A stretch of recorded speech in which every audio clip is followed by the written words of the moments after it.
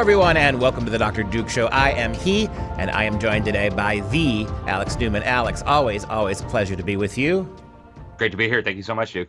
We have a couple of great stories, well, good to talk about, but not so good for the culture.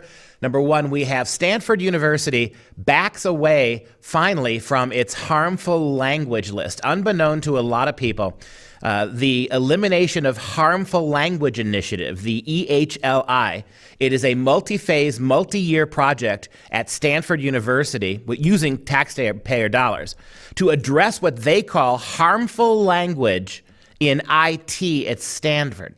EHLI is one of the actions prioritized in the Statement of Solidarity and Commitment to Action, which was published by the Stanford CIOC Council, the People of Color in Technology. Is it my imagination? All these acronyms and all these names, don't they sound awfully Soviet to you, Alex? They sure do. And, you know, as I was reading this a few weeks ago when they first came out with this list, when it first became a scandal, I just kept thinking of 1984, right? We're going to control language so that you can't even think about rebelling against the narrative, against the zeitgeist that we're trying to impose on you. It is so Soviet-esque. And the left has become really masters of manipulating language for totalitarian purposes. So it was very alarming to see this at Stanford, which historically has been one of our better universities. Yeah, I was going to make that point. 20 years ago, you would have thought that Stanford, while not being conservative or certainly not Republican, at least seemed to have pockets where conservatism was flourishing in small quantities. Fast forward today, very much like the University of Chicago. Remember 25 years ago, the University of Chicago came out with this really good classical reading list for their freshmen. All that's gone now, right? All that's been completely erased by both the University of Chicago and by Stanford University. And with the possible exception of Hillsdale, there doesn't seem to be much anymore that is tolerant. But when we consider what's going on at Stanford, like you said, the goal of this program is the elimination of harmful language, according to the progressives. Many forms of harmful language, including racist, violent, and biased, e.g. disability bias, and ethnic slurs, and gender bias, and implicit bias, and sexual bias, language in the entire websites of Stanford University. Now, what you and I consider racial slurs, we know that's not what they do, right? Talking about it being black as night is now a microaggression, right? The endless list of give us some. Our producer. Here are some of the examples. Well, the word master, we knew that wasn't going to last, right? Master, as in master's degree or mastering your subject matter, either as a verb or an adjective, was on the list because historically, quote, masters enslaved people, didn't consider them human, and didn't allow them to express free will. So this term should generally be avoided. Ditto for the term master list. How about this?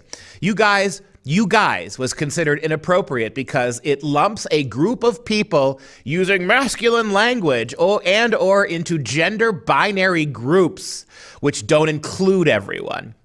And finally, the word mentally ill was selected because using person-first language helps to not define people by just one of their characteristics.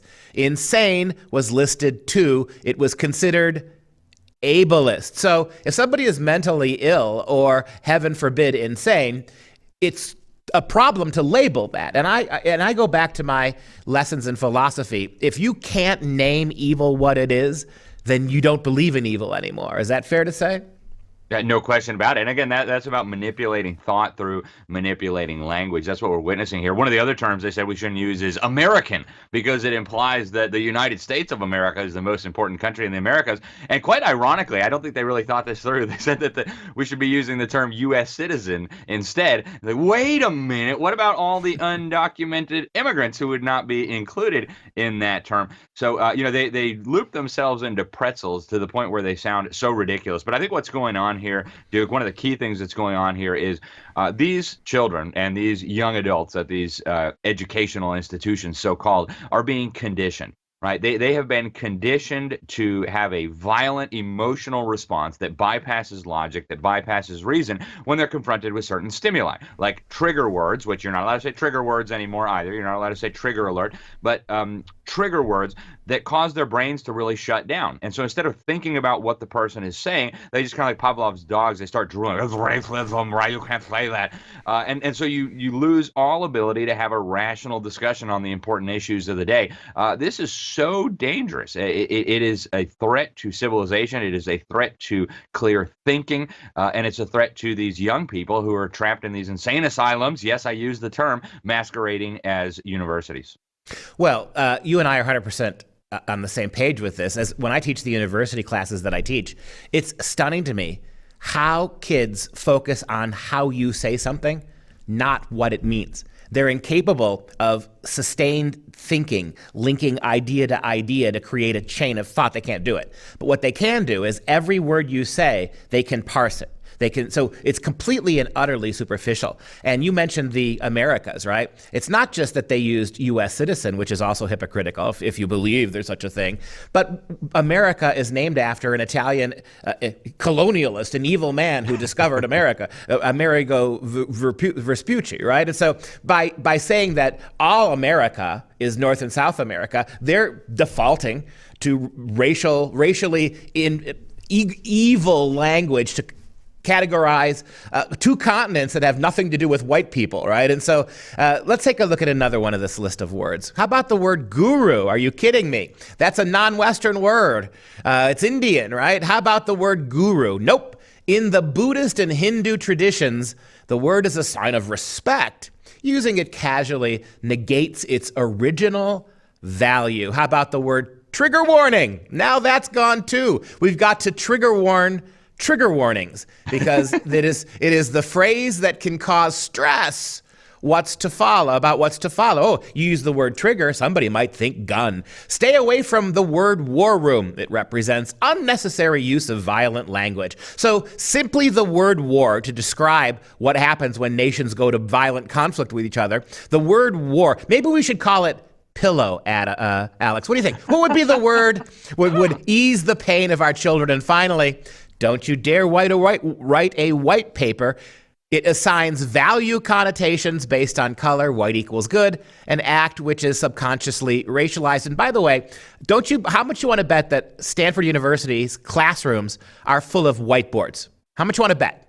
I bet a lot of them are painted white too. Yep, and they're not using chalk, they're using whiteboards. Oh my. It's so preposterous. I don't know that there's going to be enough Play-Doh and puppies in the world to console all of these whiny leftists who've been indoctrinated in these Marxist factories called universities.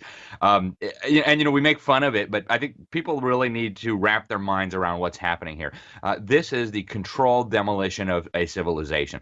Okay, as the older generations that still had a little bit of common sense die off, and that's happening, and these younger generations that are coming out of these outrageous institutions like Stanford, like the clown car formerly known as Yale, and the clown car formerly known as Harvard. And these people start moving into positions of power. So they start becoming CEOs and directors of companies. They start becoming politicians. These crybabies who can't tolerate words like trigger warning and white paper are going to be running our economy. They're going to be running the government. And yet they can't get through a lesson in a university if certain words are used that they're uncomfortable with. We are in for a world of pain if we're not able to deprogram these people and snap out of this madness. A moment ago, when you mentioned Play-Doh and puppies, this shows you how white supremacist my education was. I thought you said Plato. And so therefore I'm thinking that's exactly what these kids need. They need a little more Plato, a little more Aristotle, a little more Shakespeare. They need a little more of the classic white men literature about how you chin up and you move forward, right? Stay calm and move forward, all that stuff, all the stiff upper lip, the whole tradition of Western culture where we turn... Good. I want to stop you here because you probably don't realize yet, but several of those people you just mentioned are actually now officially white supremacy. The UK Terror Office, I'm looking for it right here. They've got, and this is a true story. Shakespeare and Chaucer and Milton. White supremacy. George Orwell. The Prevent program. Yep. As Beowulf, Chaucer, Shakespeare, Milton, 1984. These are all indicators of white supremacy and right-wing extremism. So, according to the United Kingdom's terrorist watch group, right, that they're monitoring people who read those books. Literally, if you're English and you're reading English books like Chaucer and Shakespeare and Milton, you are imbibing, without even knowing it, far-right ideology. This is how crazy. And in line with this, Alex, of course, you had what happened to Roald Dahl, right? The author of Willy Wonka and the Chocolate Factory, and numbers of wonderful, high-selling children's books. I think he said he sold over 250 million books since he died. And so, of course, those books now are being edited by professional editors, again in England, to take away references to fat people. Imagine Willy Wonka and the Chocolate Factory without the little fat kid, the little violet girl, because you can't make fun of anybody anymore. And so all those little kids were stereotyped in some way. So now you got to cleanse his work from those evil things. And before I go back to you, take a look at a response from the Stanford University's IT community. This is the so-called Chief Information Officer.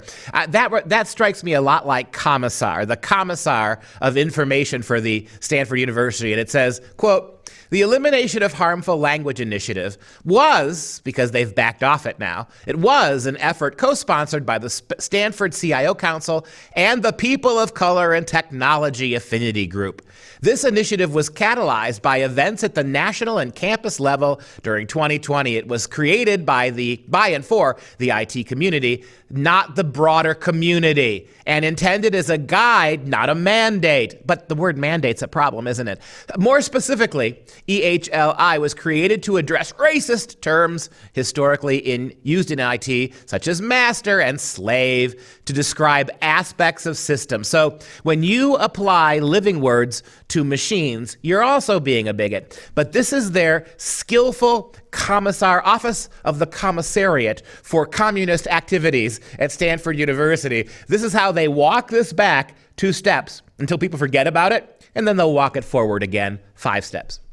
Yeah, and that's what they always do, right? We need to be very, very careful here. Again, even though it sounds funny, the implications are tragic. And I was really alarmed to find out that Chaucer is now white supremacy literature. I've been reading the Canterbury Tales to my children. And yeah, I mean, who knew, right? Thank goodness that these people have enlightened us now to make clear that all the great work of English literature is now verboten. So yeah, well, we're going to move on to another story because this one is not quite as mockable. It's a serious topic, and you've done a wonderful job in your article on this. Talk about teen girls in our culture in the radical rise of sadness, despair, and suicidal thoughts, particularly in young girls.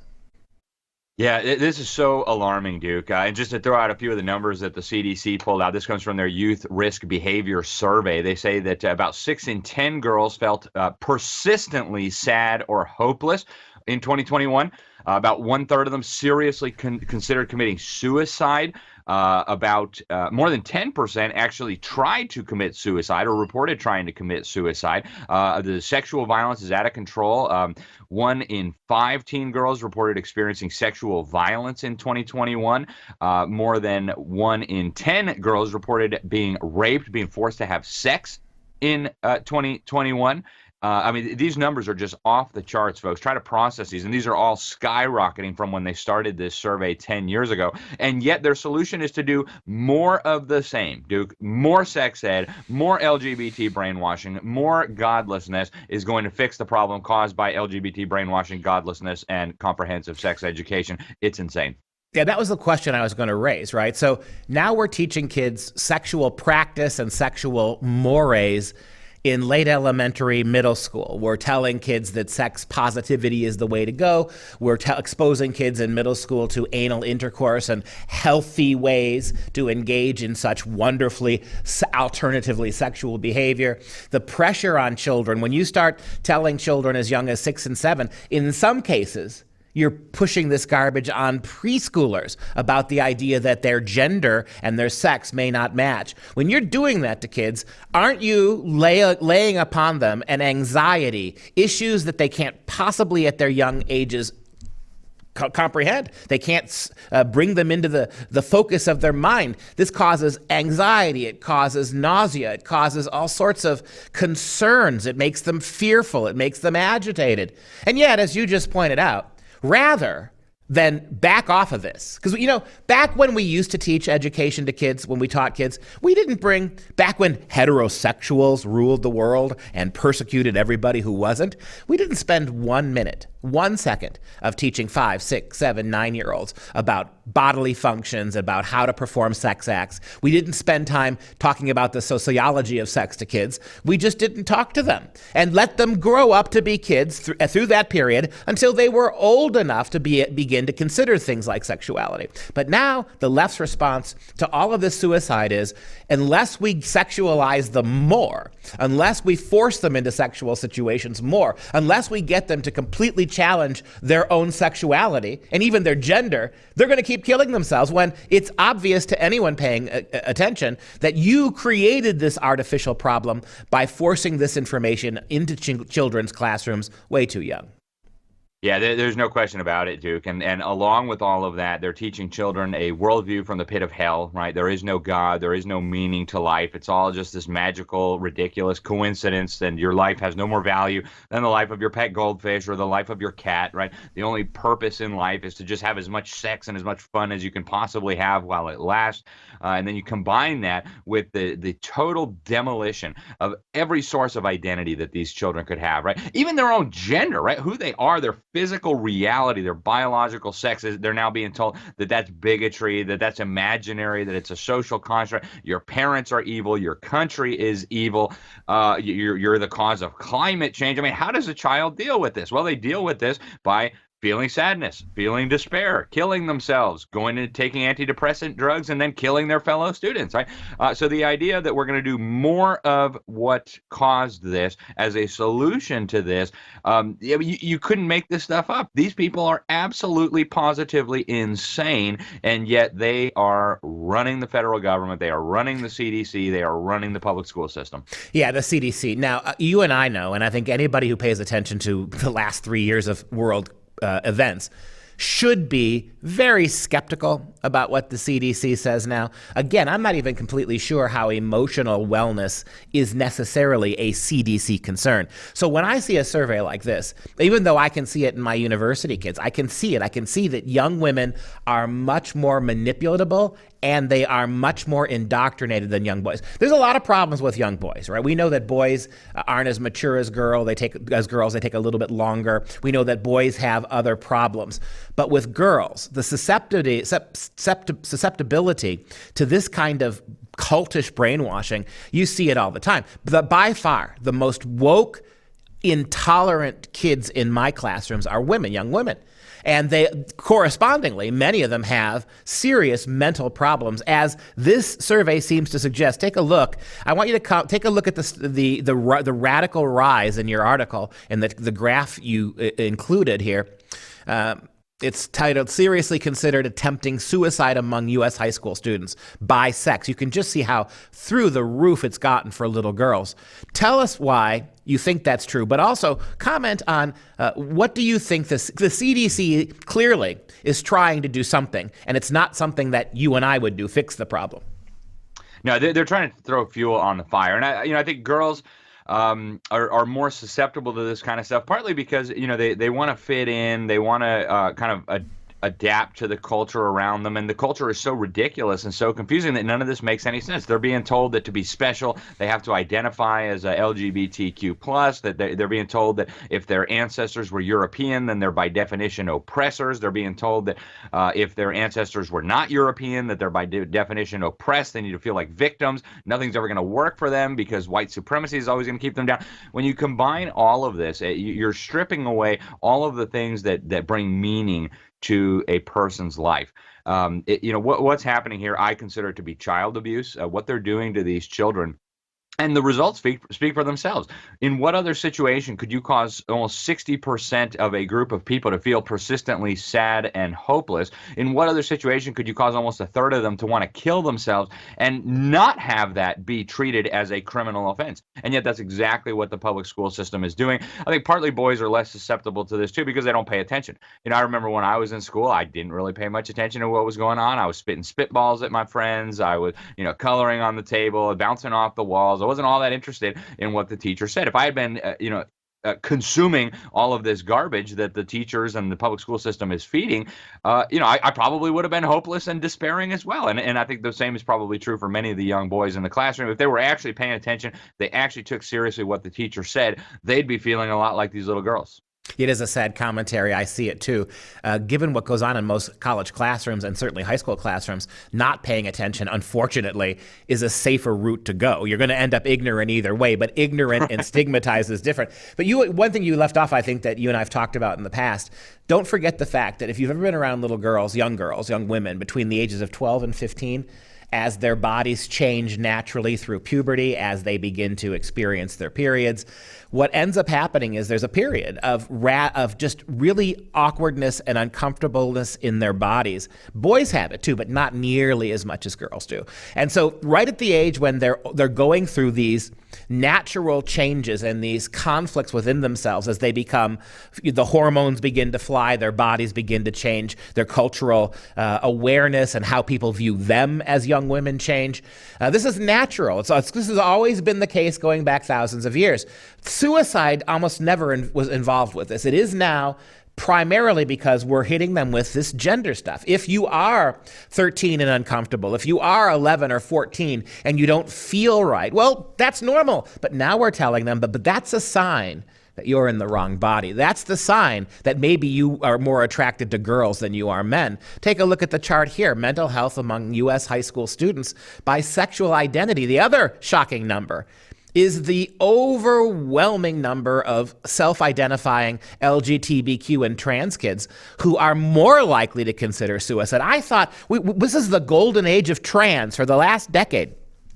We have conceded everything to the LGBTQ. And yet, not only are the people considering suicide seriously, it's rising radically. It's not going down. Alex, how can that be? We've surrendered sexuality to the LGBTQ politicians, and nothing's getting better. It's getting worse. Which anybody with two brain cells to rub together should have been able to tell everyone that that's what would happen if you did this, right? We need to go back to God's design for things, right? Why did God create the human being? It wasn't to have as much pleasure as you could imagine. It wasn't to imagine your own reality and come up with your own gender. It was, according to the Westminster Catechism, to glorify God and enjoy him forever.